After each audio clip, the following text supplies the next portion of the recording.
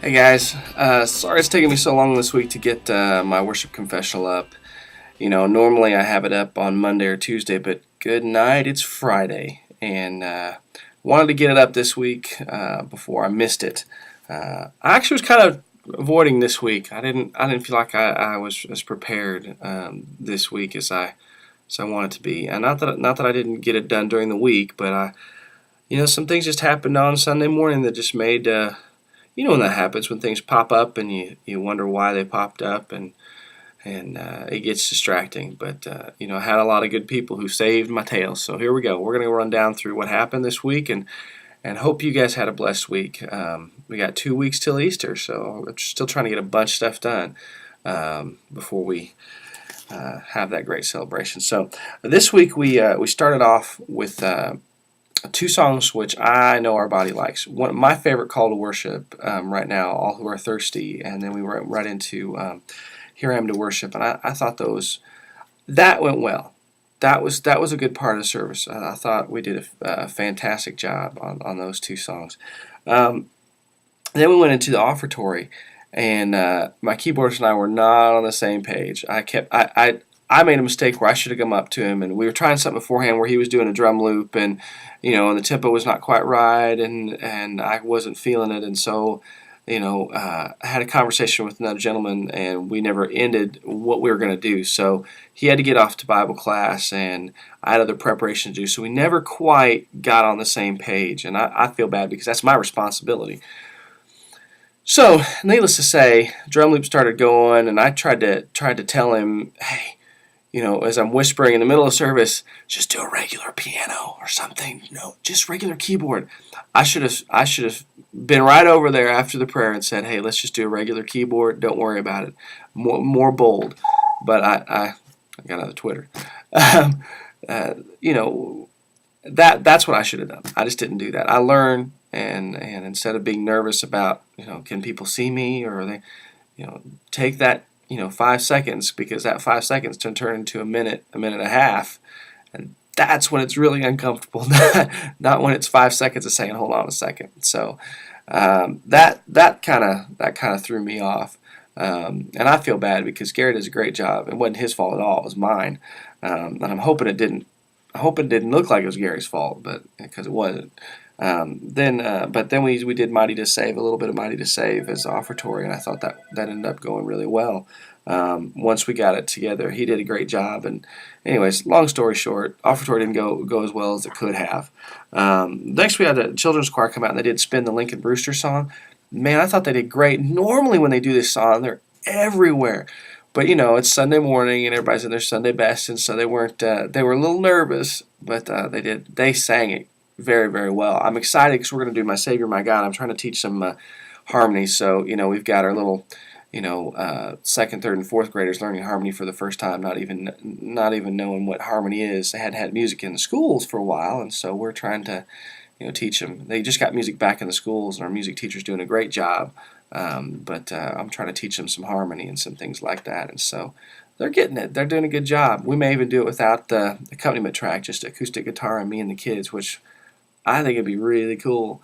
Me and about 25, 30 kids singing My Savior, My God on Easter morning. That's fantastic. Then we did a responsive reading. I actually remembered that this week as opposed to last week when I forgot the responsive reading completely. And that went well. And Before the Throne of God Above this is our last of our 2 weeks on, 1 week off, and then 1 week on, to where we finally get some ownership. And I feel like everybody sang it really, really well. And then we went to Day by Day.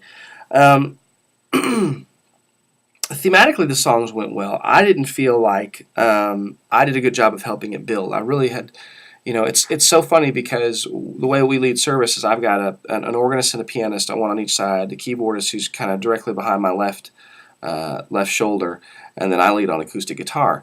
And so, when we set the feel it can change dramatically. We don't have any type of percussion. I'm really the main rhythm instrument is the acoustic guitar, and so, and a lot of times we all have different definitions of what the song possibly could go. Like, for example, Lord Send a Revival, which was our last song. I wanted it to have a nice, slower feel to it, but most of our other instrumentalists were used to doing it faster, and so there was kind of that struggle to make that work. And again, that's up to me as a leader to lead us down the road that I feel like we need to be going down. So our last two songs were Revive Us Again and Lord Send a Revival. And those two songs didn't jive with the first two songs. Again, my fault planning. I should have had that all together. But it was kind of a big gear shift. It's almost like you could hear the clutch burning between Day by Day and going into Revive Us Again. So, I should have moved some things around and made that guy work earlier. But as I played through on my guitar by myself, I thought it was going to be okay.